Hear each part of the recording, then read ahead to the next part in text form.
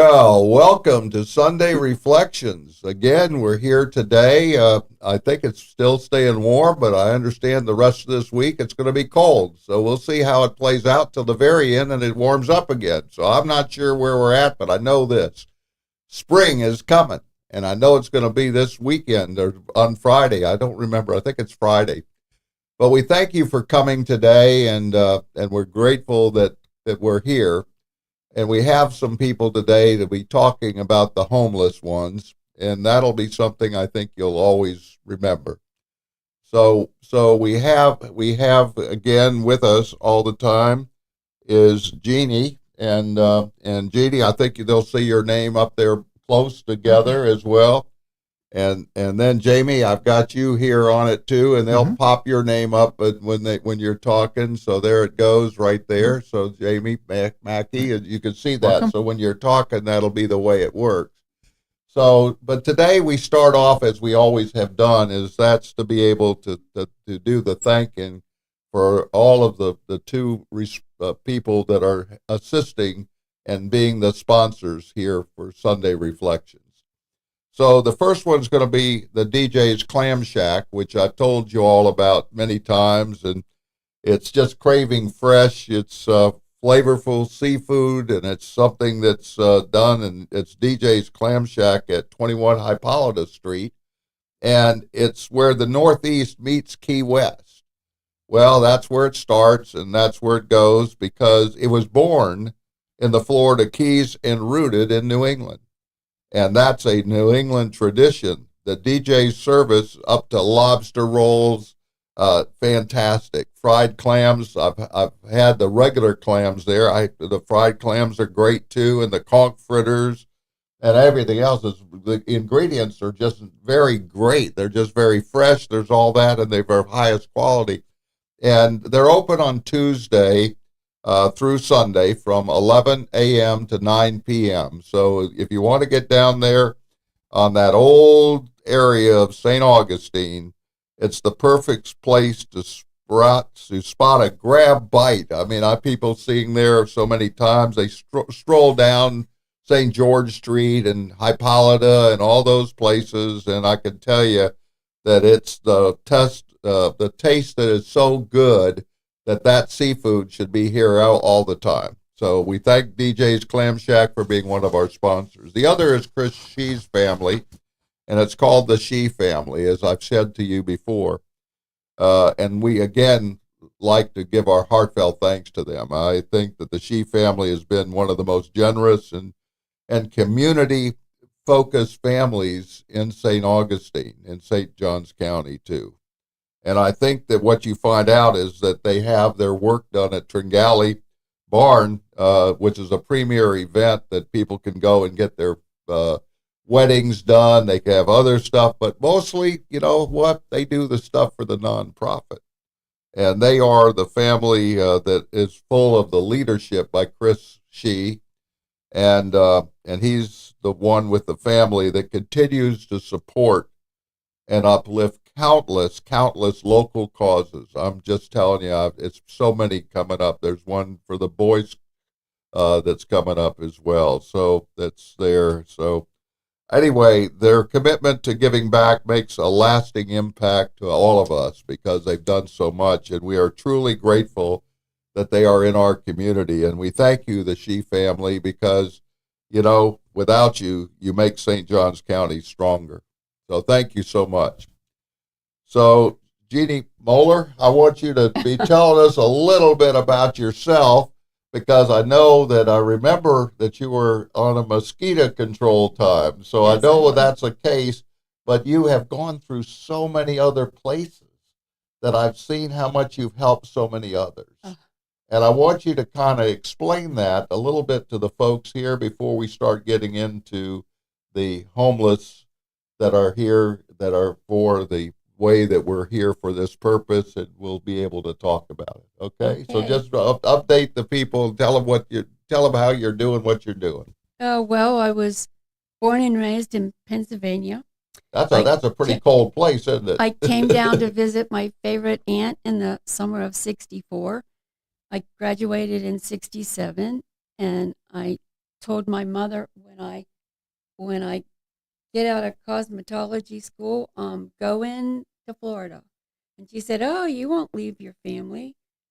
I graduated out on March the 31st, and April the 1st, I was in Florida. And other than returning to visit, I have no interest in moving back to that cold snow country. Um, I'm married to Edward Muller. This year we'll be married 51 years. Some of them way more pleasant than others. Um, I have a son by a previous husband who's in Tennessee with two grandchildren. We did some foster care for several years. Quite frankly, I don't think foster care is the be all and end all. I think we really need to go back to orphanages because I believe children have a more stable environment. However, I'm sure that's not going to happen. So we also adopted one of our foster children. She's absolutely the child of our heart. Not that we don't love all of them, but she's the child of our heart. She and I can fuss and argue because she lives with us. And 20 minutes later, she says, "I'm sorry, do I have a hug?" Or I'm saying to her, "I'm sorry, I misunderstood. Can I have a hug?" And we can go on. And my birth daughter says, "God, I don't know how you do that, Mom." Yeah, well, that's really Because good. I get mad and stay mad. I said, "Well, give it up." But yes, I was on the mosquito. I spent 22 years in social work. I worked with developmentally disabled, challenged, Right. and adults with a still diagnosed of usually some type of a mental illness. We had them all over the United States. One year, I even registered all of them to be able to vote. They brought all of the elected officials that year out and really got into one political campaign. Sure. Just local. I don't know if you know Doug Wiles or not, but Of they course, helped of Doug course. Wiles. Yeah, he has an insurance company. He Yeah, used to be a legislator. yeah, helped Doug Wiles. And then I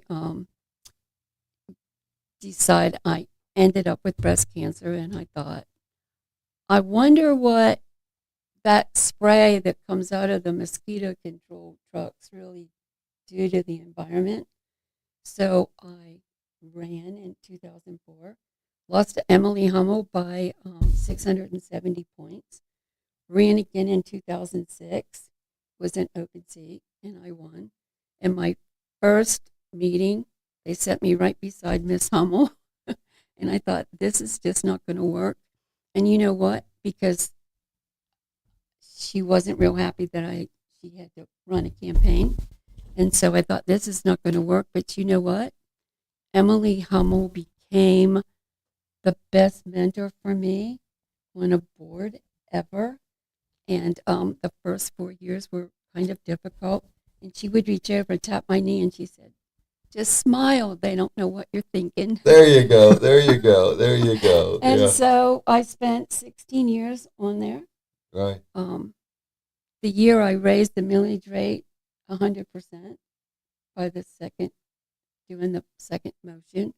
I had 11 calls from people. What are you doing that for? And when you explain to them what you're doing and Sure. why, Sure. and I said, if I'm going to save up money to buy something, I don't want to buy it when I only have half the amount of money, and we have no idea what's going to happen. And so if you can't fund the whole thing with taxes because it's the right thing to do, then we shouldn't be doing it at all. It doesn't need to expand over 2 or 3 financial years. And we're going to lower that millage rate. Yeah. Well, we're going to get When into we lowered the millage rate the following year, I had 24 people call and say, "Are you sure you have enough money?" So you should, that was it. elected officials should never be concerned about doing the right thing.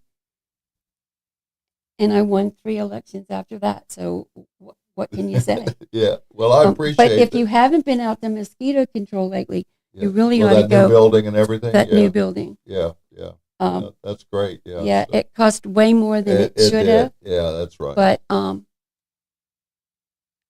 and I didn't vote for that building to be built. Right. Um, however, it really has been a real asset to the community. But I'm still not concerned that I voted no.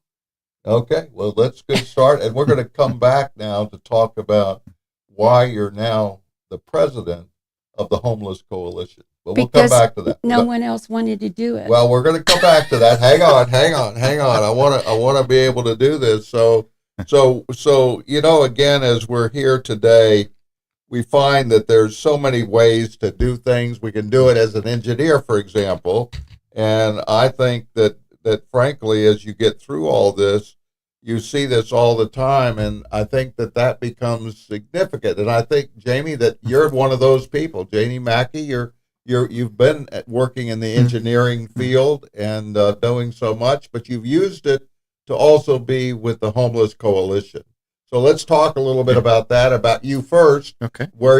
How long you've been here, Yeah. and where you've been going, and how you happen to be sitting in this seat today. Okay. All right. All right. My name's Jamie Mackey, and my wife and I and two kids moved to Florida here in 1995 from upstate New York. Another snow. Okay, there you more go. snow country that we're not in any rush to get back to.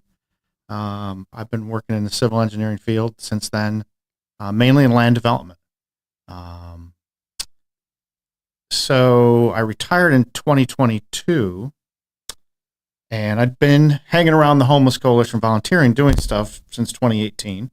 Our Rotary Club had gotten involved down there. Which Rotary Club were you on? Rotary Club of Bartram Trail, Julington Creek. Okay.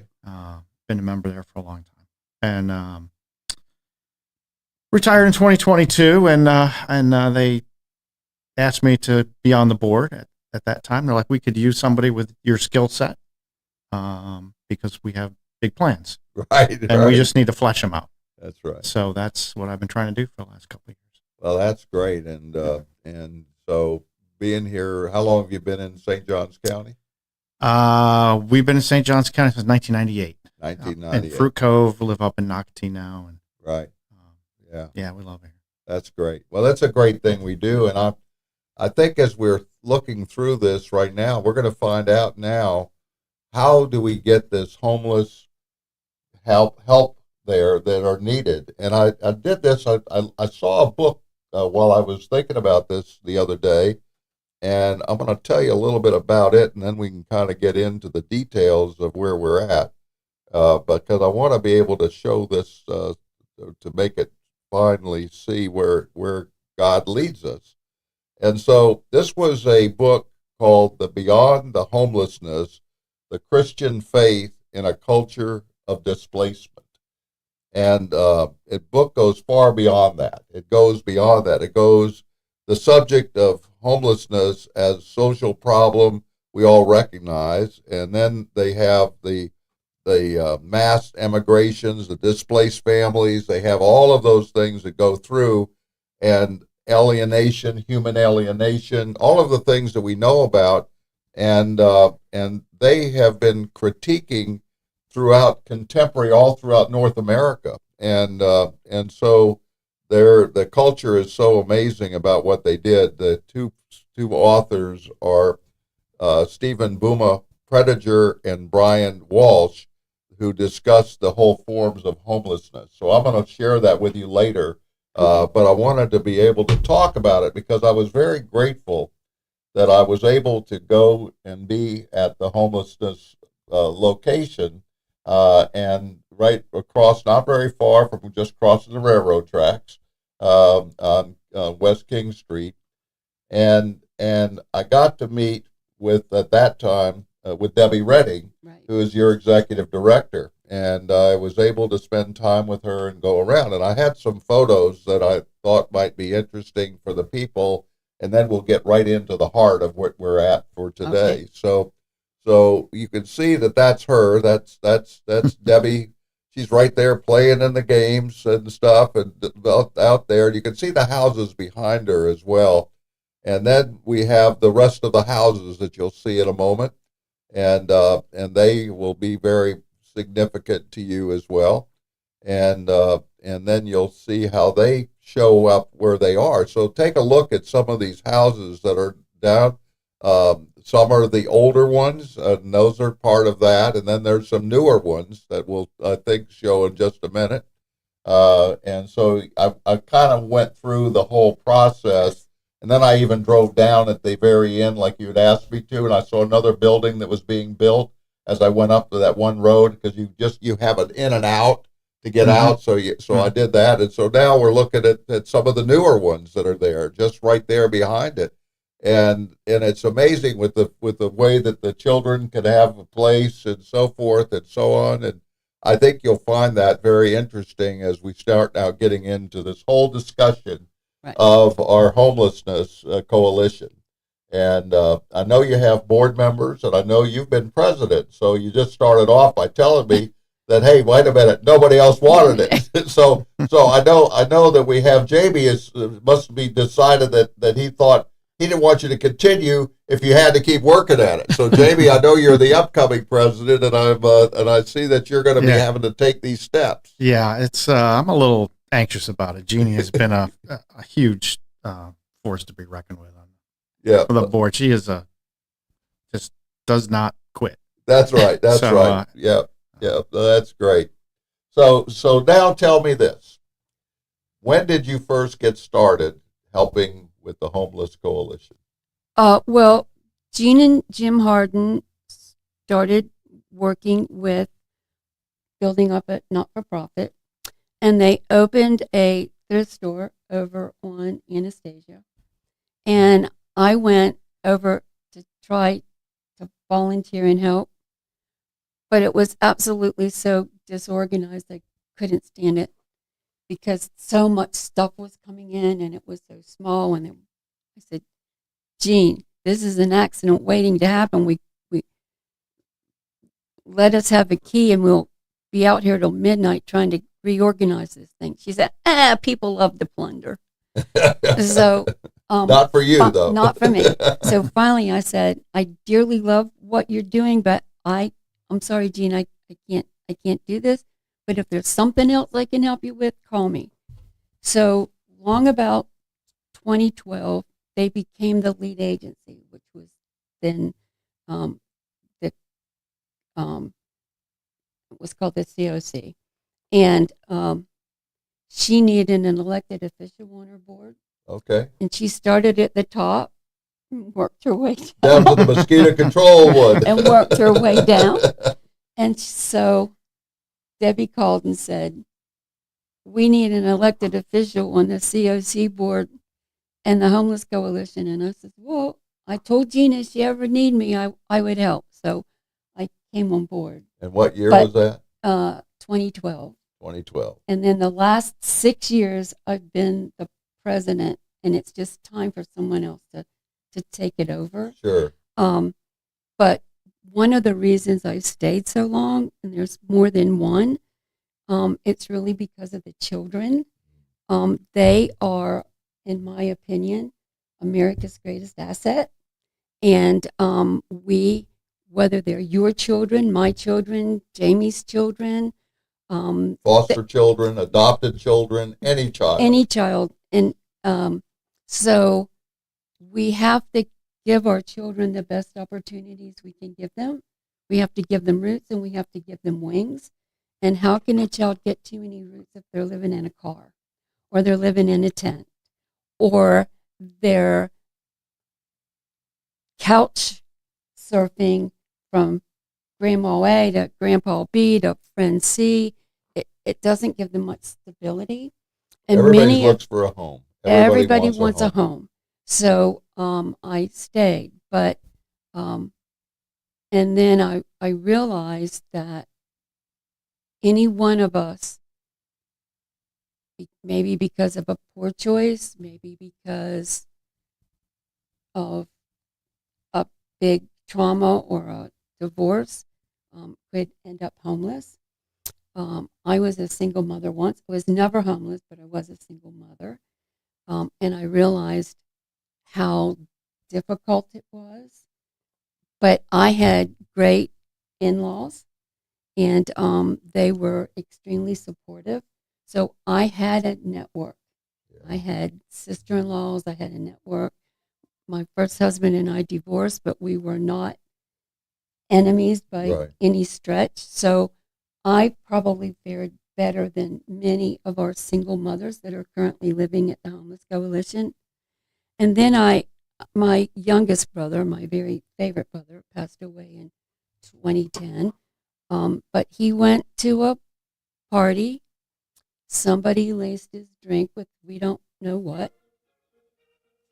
That's all right. We'll And get I became his legal guardian. I was only 9 years older than he was. And he had been in and out and in and out of mental institutions. I finally got him into a very good program in Hagerstown, Maryland called Turning Point. And before he passed away, he worked 5 years for Walmart as a cart boy in Hagerstown. But I realized that we didn't have good mental health in Florida, and I couldn't bring him here. My oldest brother was really pretty much bipolar, and he would do very well for a while, but his favorite substance was Quaaludes. Right. And so he finally came down to me. We raised his son, which is a wonderful young man who now has children of his own. But I realized, and he would disappear. Way back in the late 80s, I was well aware of every single crack house in St. Johns County. And I watched these people just fall into real homelessness. And I said, we have to be able to do something different. Right. And so that's why I've stayed on the board so long, because I can tell you, if you sit down beside a park bench and struck up a conversation with someone that's homeless, you would really be surprised about why they ended up homeless. One was because his wife died and he went into such depression, he started to drink, and then he couldn't face his family and he just walked off one day. But guess what? He'd been a dentist. Yeah. Well, I can ask you these couple questions before we go too much further here, but I want to be able to describe for you that I thought initially you're on West St. Augustine before you then come into the place where you found the prostitutes and the drug people and all of this. So tell me how that happened and why that got from one place to the other, and how were people able to afford that, to be able to have such a place like that. Jean and Jim Harden set up their own board. And Jean said, I want you to be on my board, but I'm in charge. She made it perfectly clear. Follow or leave. That's right. And so... Did you learn that as something for you to do after that? Jean and I would I was probably the only board member that ever stood up to her. And one day she called me screaming about something I said or did. And I said, when you can talk to me in a civil manner, call me back. And I hung up. And it took her 3 months before she talked to me again, even at the board meetings. And so one day after a board meeting, I said, are you still mad at me? She said, no, but you need to follow or get out of the way. And I said, well, so far we're not doing anything. Right. So she and I have great respect for Jean, but I come from a long line of strong women, and I just wasn't going to follow if I didn't think it was the right thing to do. Well, I remember Lisa told me this at Alpha and Omega as well, so I just want you to know that you kind of pushed her along the way to be able to get that place. I remember her first house over in Hastings, and I went over and I talked to her for a little while, and she says, well, I have this vision that I really want to increase this. And now she has condominiums Yeah. and They're doing grandmothers. so much stuff. And Yeah. I said, well, you know what? If you have a vision, then figure out how to get to your vision. And she's very well done it. Well, she trusts you a lot, and she's very grateful to what you've done. So as we get on to this area, so now I thought that there was the house that was on West King Street, that they had to buy it, and they had a mortgage that everybody had to sign the mortgage. Is that the way it happened? That's absolutely the way it happened. Okay, so now we get that done. Yeah, that was at 523 West King. All right, and now we go across the railroad track, and somebody sees this area where there's a bunch of old houses. Is that how that happened? That's how that happened. All right, and then did everybody then also do mortgages to be able to buy those homes? Yes, they did. And what did they have to do? And what they did was they ran the thrift store, as cluttered as it was, but the thrift store really paid on West King Street. On West King Street. Right. And they bought 7 houses, and the property that we went up. Well, I'm gonna go over right now and see where this starts off again with you, Jamie. Did you get a chance to get involved with any of that? No, that all happened after I. All right, so what happens with you then later is building these new houses that I just showed earlier on those photos, right? Were you involved with that? Nope, that was still after me. Okay, so wow. So they ended up with these houses and then acquired some more property in the same area. Right. So now we've got 23 homes, combination of the 100-year-old Flagler Railroad housing. Right. And 6 newer homes that were built in between 2018 and 2019. Well, I see you're building a couple others there now too. We're in the process of building an office now. Right. So we've got that. So we've got the house. We got up the houses there, and we have our empty 2-acre lot that was all purchased back in 2001. Over time, since 2018, we've been consolidating and trying to work towards doing something on this 2-acre lot, putting up more houses. But we needed a path to get there. And part of the path was we needed a storage building for all the donated furniture we get so we can efficiently handle that. We needed a better maintenance setup. So we had built a maintenance building. We had stuff in 2 old sheds that the floors were rotted in. And so we got that done a couple of years ago, and then over the last couple of years we've been working on food storage for our food pantry. Yeah, I've seen that. That was on one of the photos that I had as well. Yep. We have 2 20-foot shipping containers. We've outfitted it with power, lights, air conditioning, and we have the food stored in there. And its biggest asset. There it is right here. That's it right there. Yeah. Its biggest asset is it's rodent proof. Right. So it's all safe and secure in there. And then the parcel, everybody, it's been years, there's no driveways really for anybody to park. Everybody's parking out back. We had this big open field out back, and it was dusty and dirty, and all this dirt's getting tracked into these 100-year-old houses, and they're trying to, raise their family in there and keep these houses clean.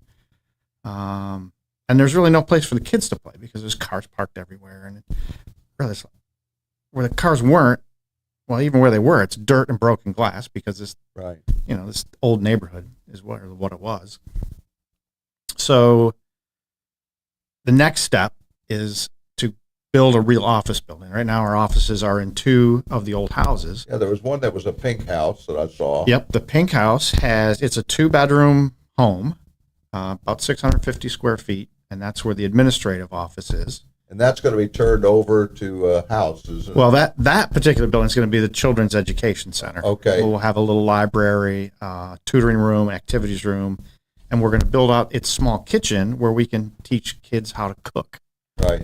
If their parent gets home late or whatever, they can make a meal for themselves or for their family. It's just helping them build some life skills. And then the other home, again, 2-bedroom house. Over 100 years old, terrible office space. We've got our food pantry in there and 2 offices for our case managers. So we're going to get out of those buildings. We're building a brand new 1,800 square foot office building.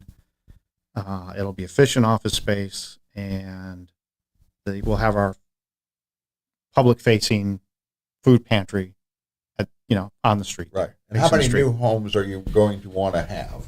How So 16, that's the goal. 16 new homes. Right. So all of this is in preparation of building these 16 houses. We've been raising money for this project for a couple of years, and I like to say that the office building is not sexy. Right. The new homes are. Yeah. That's the goal, but we need this infrastructure in place institutionally to support a 40% increase in the amount of families that we're Because you going have to the serve. property already for it, right? Yeah, we've been mowing that lot for 25 years. Right. So you could definitely put in those 16 new homes. Yes. Yep. Okay. Well, I'm going to switch over again right Okay. now to kind of move into that side of it. Okay. So now, how are you going to? I understand you're helping on doing all of getting people to give the money to take care of all of these new homes. Is that right? Right. The first time Jamie ever heard me ask someone for money, remember Bart Oh, yeah. came down and we were doing an open house. And sometimes we get 5 people, sometimes we get 50. It just depends on the day. And Bart kind of threw his hands up and said, well, I wish I knew how I could help. I said, well, you and your girlfriend live in Ponte Vedra, and if you really want to help, I'm going to start this new campaign called 1,000 for 1,000, and you guys could write me a check for $2,000. And Jamie went, Yeah. because I was just so out with it. But you know what? In 10 days, we got that check for $2,000. Oh, yeah. There you go. So, So that started Because the if you 1,000 don't- for 1,000. Well, let's started kind of from- put that on the board here, and we'll show you what that's about. about So yeah. now keep that on here for a moment. You can see it. What is 1,000 at 1,000? Tell me what Right. that's all about. Well, I really stole that campaign, and I see there's 23 homes to 40 is To what 40. your long term is what your Yes. plan is. The correct. 16 are the ones you're doing you want to do right away. And then you're going to add another 7 or more homes. No, again. we have 23 now. 23 now. 23 now. When we get out of one of the office buildings, that'll be a home for family right away. Okay. So we'll have 24. We'll build 16 across the street. Okay. That gets you up to And the it gives 40. us That the gets you up to the 40. And it's really important that our supporters understand this. When our families sign a lease with us, they have to pay rent, they have to pay their utilities, they have to be able to work, the children need to be in school. We provide every support system that we possibly can to get them stabilized. But the interesting thing is, once they've signed a lease for 23 families, we have solved homelessness in St. Johns County because they're no longer registered homeless. Their children don't have to say, oh, I live at Betty Griffin, Right. or I live at St. Francis, which is congregate housing. They say, I live on Chapin Street. Right. And Chapin Street is about 5 blocks long. Right. We don't have signs that say we're the Homeless Coalition. Right. We don't advertise it. When we first got those homes, they were full of prostitutes and drug dealers. Drugged my brother out of one of them more than once. But they're there. It's their home. They usually stay about 3 years average. We have Help And them it- with a job too, don't you? as we well? help them with a job, and we have some very good supporters in the community that really help. A lot of our families work in the service industry. Some are do other things, but they're making about $18 an hour at this point. We have 4 single mothers that are really looking to be able to get into their own housing. But from when we started until now, we have an 85% success rate of getting people into permanent housing. Give me an example of 1 or 2 of those people that have come in there as homeless and what they're doing now. Well, I won't give You you don't any- have to name. You don't I'm have not to use gonna- a name. do any names, but one of our first young youth that came in the 90s and early 2000s, lived with us, and we have since found her.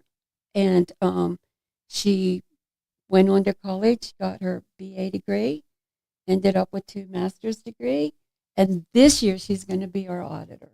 Well, there you go. And then one of our favorite stories is we had a young woman who came into the country, married an American, became a naturalized citizen, and finally, because of so much domestic abuse, she divorced him.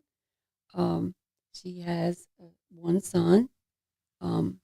She took some classes, is doing very well because she said, if I'm going to succeed, I have to do it on my own, and this is what I have to do, and she's done that. We have one mother who started working for Amazon or UPS part-time. She's now making $26 an hour as a full-time Amazon person. One of our newest families had a young girl. Were living in their car. The mother was 8.5 months pregnant. Because the rents went up so high, they couldn't pay the rent. He was doing DoorDash because if you don't have an address, it's very hard to find a job. But the young girl was kept clean. She went to school every day, and they were going to move in on a Friday. And Thursday night, their car was picked up, and all their stuff was left out on the street. And when they came in Friday morning, he said, "You might not want us to work. I lost my car and I don't have a job." We called one of the restaurants, and he said, "Because I don't have a job, but they told me because I had done something stupid when I was 18 or 19, they couldn't hire me because now businesses are not doing just a phase 1 background screen. They're going to a step 2 background screen, which is going to make it even harder for people who want to pull their self up by their own bootstraps to remain employed." It's unfortunate, but it is what it is. And so he says, "I don't have a job and I don't have a car." And Debbie said, "Can you ride a bike?" He said, "Sure." She said, "I'll get you a bike." She called one of her restaurants and said, "I need a dishwasher. If he comes in today, I'll hire him. And if he doesn't show up, don't send him tomorrow." He has since found a few other jobs, and now he's running a food bank with a full-time job and absolutely loves it. We have a lot of success stories. And believe it or not, sometimes when the kids come by, they say, "Oh, I lived in that house," or "Oh, I lived in that house. I just wanted to see what was happening." So a lot of people are extremely grateful for the hand up. But when they come in, we do an intake, but they also have to have an exit plan because it's not forever Sure. permanent housing. Right. So lots and lots and lots of success stories. And anybody who donates that $1,000 is going to help 16 more people. However small, we are solving the solution. We are the only ones in St. Johns County that are taking homeless people off the street, have them sign a lease, provide supports to get them stable, have an 85% success rate of getting them in. And quite frankly, I am very proud of that, and I'm sure Jamie is too. Well, I understand that it's a 1-year lease, but the amount that they pay is so much lower so that they can stay there and work and still make money and stuff for the family because they couldn't do it otherwise. Right. And I understand that there's some that have 2 bedrooms and 2 baths, and then there's others that are a little bit larger than that. Right. And I don't know, is that what the number? Most of the older homes are 2-bedroom, 1 bath, 100 or 650 square feet. Okay, Yeah. and then what about? We say that they're not they're not nice, but they're safe and they're decent. They have a roof over their heads and a lock on the door. Right, and Which is- you have Yes. fixed a lot of the stuff within it. Yes, most of, I think all the old houses now, Have say, been- save for one, the 2-story one, they've all been redone in the last 3 or 4 years through donations and grants and volunteer hours. And yeah, they've all been redone with new electric, central air conditioning, new roofs, New uh, floors. new floors, new foundations, appliances, everything these old houses need. They are just, they're a project, each and every one. Well, I see you have a number of trees there too that look Yep. like you're in a park and things Yep. as well, and having that road going in and Mhm. out without going back to the same place you come in on. You don't. Yep. You go to the other side, Yep. and so nobody is hurting anybody else. And the children. How about the children again? How many children do we have there now? Do you have some idea? Yes, I believe it's 54. 54 Mhm. children. So that's a lot of children that would not, without it wouldn't have a home. Is that right? Correct. All right. And so And a single mother who loses her home, for what foreclosure, you mean, or something like that? for whatever reason. Divorce, everything. Listen, when private investors rent their houses, Right. we are seeing more two-parent families, becoming extremely stressful because that homeowner, The decided investors, yeah, he could raise his rent $300 to $600 a month, right, but wages are not keeping up with that. right. So you're seeing more two-parent families hitting food banks that they never had to hit before. They're worried about, am I going to buy food or am I going to pay the lights? Well, if I don't pay the lights, I can't cook the food. So they're in this terminal all day long. Right. Women who end up in a domestic situation or some other kind of traumatic situation, the first thing they're afraid of is, am I going to lose my kids? And foster care is not the be all end all of anything. Sure. And it may have been something absolutely beyond their control. So that it really creates it, because some of these women didn't have the support I had when I divorced my husband. Sure. So, because it was his family that was here, not mine. Right. So, I was very fortunate. Yeah. Well, And that's I was in sales way back in the 70s. I could pull in $300 a week, sure. but I learned how to do it. That's right. That's right. So, Well, everybody wants a home. Everybody wants a home. I told you outside. I said, if we're playing baseball, how do you get the run? You have to go home. right, you have You to can't go get home. if you don't go home, you can't Right. get a run. Absolutely. And that means whether it's a home run, which is what it's called, because it's always going home. And so I know that there's been so many people. You've described them pretty much that way. And I want to tell you, I did a poem about a home and the homeless. So I'm going to put that on, and then we can talk a little bit more about it as Okay. well. I like to do these. Sometimes I don't do them very well, but I can certainly give it my best shot. So here it goes. And this one is called Home Belongs to Everyone. From the depth of earth to the heavens above, we are so grateful even now when one day we will be known. Most of us have seen or heard about Dorothy and the Tin Man, the Scarecrow, and the Cowardly Lion searching for the Wizard of Oz. But no matter where Dorothy went, all she wanted was to go back home. But did you ever hear about those who lost all they owned with divorces, immigration, and social misbehavior and living in homelessness? Was your own existential life filled with God's love, peace, and joy when time had nothing but homelessness and homesickness? How many times had you thought your mother and father and your brother or sister never could tell you when they would pass as they went to their new home with God. Age had nothing to do about making you a homeless man, a woman, or woman, because it's your heart and soul that remain with emptiness but still looking for love.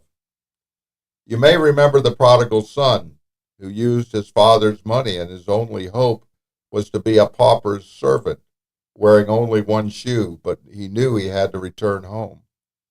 Thinking about home brings back the days that now are gone. Even being homeless makes us wonder if anyone cared. It's now or never when your first step is to walk in the path with God who shows the way. One day, the homeless and those who stay at home but still are all alone will be with God in eternity. With these who passed were seen by God then and even now, and those days yet to come. As you are hoping and praying, these days will let you finally know you're coming home. Oh, very nice. So I know that that's what you're doing. You're doing this so that people have a home instead of being homeless. And I told you about this book that I mentioned at the very beginning, where it's more than just one thing.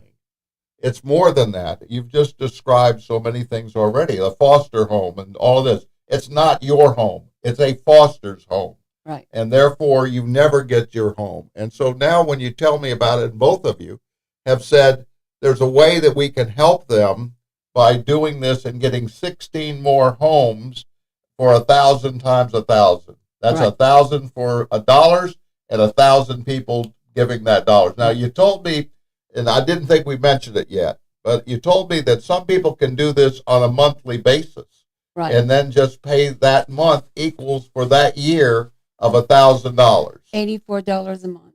$84 a month. So you can get 1,000 people if you're listening and caring about what you care for the homeless. There's an opportunity here. And what's the address for you all on the email? On the email, not on the direct address. But what is your email address? I know I read it one time before. It's the I send everything to Debbie. I don't send it to the Okay, main address. I know but I've seen I'm it. pretty sure it's the Homeless Coalition SJC at Comcast.com. I think that's right. I think that's right. So if you've heard that, and you could look for it anyway. You could look for the Homeless Coalition on their own time. You could look on there where they have it on the internet, where you can see what's going on and where things are going. I think you probably have done that too. Yeah, Homeless Coalition, St. John's.com. Yeah. Right. And then you could donate on there. And go look at our website, and you'll see some stories. You'll see what we're doing. You'll see the board makeup. All our financial information is up there. It's all public. Yeah, go and check it out. All right. And there's a donate button, too, which is important. That's it. That's it. And people have to know that the reason we are able to do real affordable housing is because Gene and Jim Harden absolutely refused after the mortgage at 523 and the property, the first 7 houses, that we would never have a mortgage again. And so we can't build these with a mortgage. We absolutely have to have our community step up. The Chamber of Commerce has reported very recently that we have over 45,000 millionaires and multimillionaires living in St. Johns County. As long as I have been on this board, anytime we have asked our community to do something for us, it has been given. And I know that this community is going to step up to help us with this 1,000 for 1,000. We already have 47. This is the first time we've really been on the radio with it. I'm sure we're going to get more checks in. So, Rick, thank you for having us with you. But Well, we're on video as we- well as on radio, so we you need can be it. doing that. It's on YouTube, it's on Facebook, whatever you're watching today, that's what you're doing on it. You can see everything that we're talking about. So, You know, Hillary Clinton once said, "It takes a village to raise a child." It's going to take a village to help us help our homeless folks. We don't. We have the little food bank, and we do help some of the street homeless with that. Interesting. Last year we did a little over 6,000 people coming through, and we only do dried and canned. Our little food bank. This year already, we're over almost the 1,300 at the end of February. So you can see just by the numbers that it's growing. And we are very glad that there are numerous food banks in St. Johns County that people can go on different days. Our two families are having a hard time with that because if you work Monday through Friday and they're not open on Saturdays, you can't get in. But the difference between our little food bank and some of the others is when people walk in, we give them the dignity of being able to shop from our shelves. Because let's face it, if you don't want peanut butter and jelly, why would you take it? So we feel like the food that we are giving out, which is 99% donated, is truly being eaten. Right. And that's a Mhm. big thing Right. when you have food insecurity. well, I As was- opposed to going to some of these and they say how many people in your family and the stuff is already boxed up. But if your kid's not going to eat baked beans, or I hate peas, I never want to see a pea on my plate. Somebody gave me a can of peas. And I were homeless. I would have to be starving before I ate a pea. So we treat our families and our children and our off the street people with as much dignity and respect as we can do. They may have chosen to be there, but nobody wants to stay like that.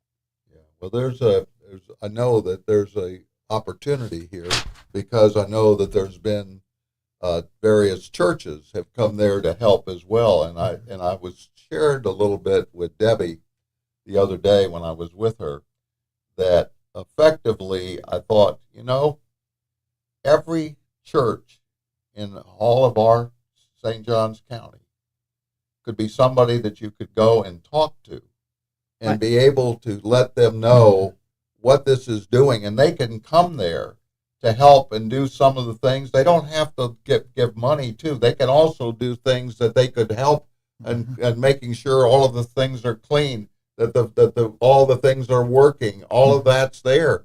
And so I was thinking, this is something more than just another day. This is something that allows people to become involved in things that you would never do. But you have a place there that looks like it's going to get better, and the better it is, the better it will be for the people who are homeless. And I know that that's true, and I know that the way that you can see it is to go there, take a look at it, take a harm. There's nothing harmful about it, is what I'm saying. I started to tell you it's harm, but there is no harm about it. It's a place where you can see families enjoying the fact that they have a home, even though they couldn't afford one anywhere else. And that's what we're trying to do in St. Johns County. And we're looking for this. And we have, it doesn't matter whether you're a Republican or Democrat or an independent or anything else. That's all the same people, because it's about you, not about the rest of them. And so you have these opportunities that you can go there, and whether you're with our current president or whether you're with somebody that was there long before, just remember that everything works together when you have the people working as one, not as just many others. So I think that's where we are going, and I think that's where you can see it because I've seen what you've done, and I've been very blessed to know and see what you're doing. And I think that people would understand that homelessness is so difficult. And I can share this with you a little bit, that one of the persons in our family was homeless. And he decided to go away, and eventually he was sleeping in trailers with other people's homes, and I ended up taking him to Salvation Army to get some clothes. He used to have some really good clothes, and so I was doing that, and I went in there with one purpose in mind, that you're there with these clothes that are so nice. You're there in a place that can never be a game. It's something that you can have, and you can pick the ones you like. And now the same thing is true, and now he has a home. And so I understand that, and I think that long term that can happen regardless of who you are.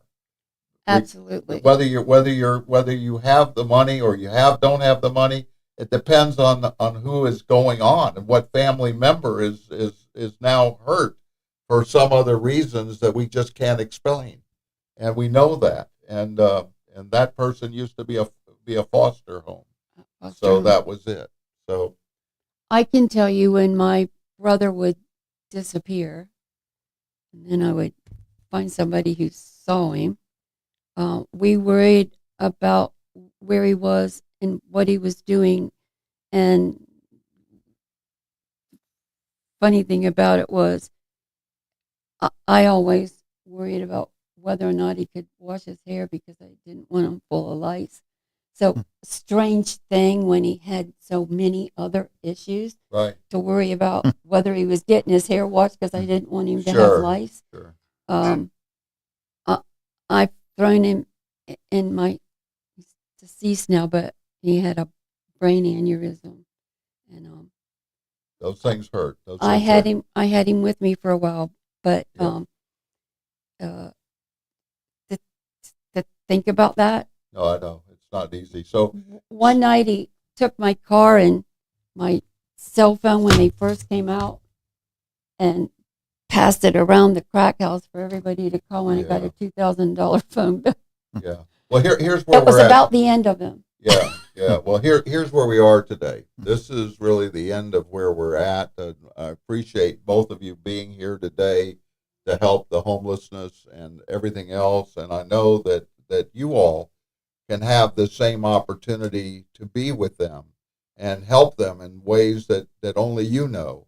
And there's a lot of things out there today that you might want to put money in, but if you take a look at what homelessness does and how it can be changed and make everybody the same and not being afraid, I think that's the one that would make the best. And I just thank you both for being here. And I know that shortly there'll be other days, and you'll get some people that are willing to give the money to be one of the 1,000 of 1,000. I have no doubt that we will be able to make that goal. We have just really started moving media forward. Right. So we first put it in our newsletter. Wasn't it October, Jamie? Mhm. Yeah. So from October to last week, with just having it in our newsletter, not putting it out, some flyers, Yeah. 47 people have stepped up to the plate. Well, that's it. I want you to remember this, because we're just ending right now. And I thank you again for being with us, and may God be with you all. May this be the day of your best day, and be with God. And I think that'll take it all the way. Thank you for having us. Thank you. All right. Good to see you all. Thank you. That's for you.